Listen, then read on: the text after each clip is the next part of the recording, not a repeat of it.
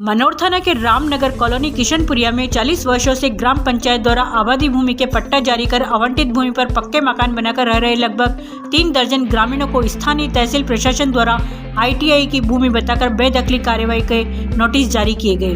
इस कारण बेघर होने के डर से घबराए 3 दर्जन से अधिक ग्रामीण नोटिस का जवाब देने के लिए तहसील कार्यालय पहुंचे।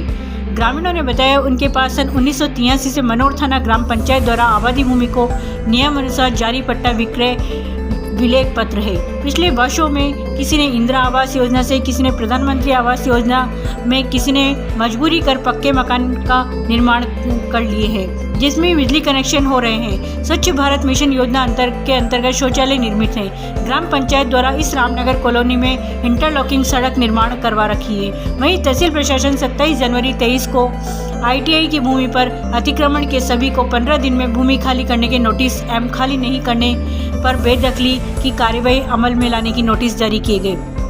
प्राप्त जानकारी के अनुसार भूमि को राजस्व विभाग द्वारा 1981 में आबादी में कन्वर्ट कर ग्राम पंचायत के नाम आवंटित की गई थी। इसके बाद 1983 में ग्राम पंचायत द्वारा आबादी भूमि विक्रय ब्लैक पट्टे जारी किए गए थे। वहीं प्राप्त जानकारी के अनुसार 1998 में प्रशासन द्वारा उक्त भूमि को ITI के नाम आवंटित कर दी गई, जिसका वर्तमान में तहसील से बेदखली का नोटिस मिलने पर लोगों को पता चला।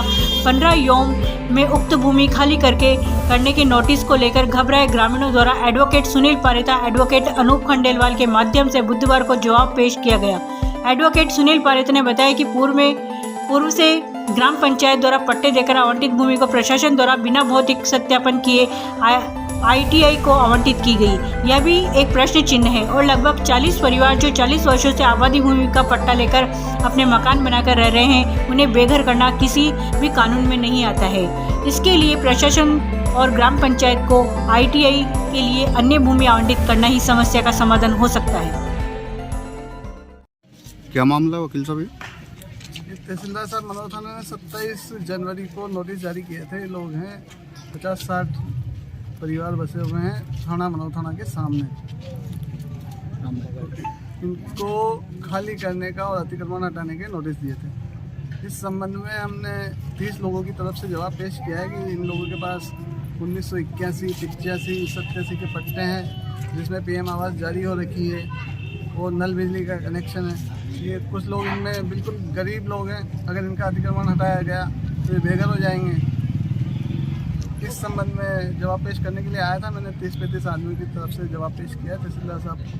तो इनके तो जैसे ग्राम पंचायत ने पहले पट्टे जारी किए हैं, भूमि बाद में आवंटन हुई है क्या? हाँ, ये लोग बता रहे हैं ग्राम पंचायत ने 1981 में इनको पट्टे जारी कर दिए, 85 में जारी कर दिए, जबकि ITI झालावाड़ को 1998 में भूमि आवंटित की गई। तो अगर भूमि आवंटित की गई तो उस टाइम पे उनको भौतिक सत्यापन करना जरूरी था। जब PM आवास जारी होती है तब भी भौतिक सत्यापन होता है। तो क्या चीज़ गलत हुई है, ये तो तहसीलदार साहब के देखने का विषय। हमने हमारा जवाब पेश किया है और नोटिस से की कार्रवाई से मुक्त करने के लिए कहा है।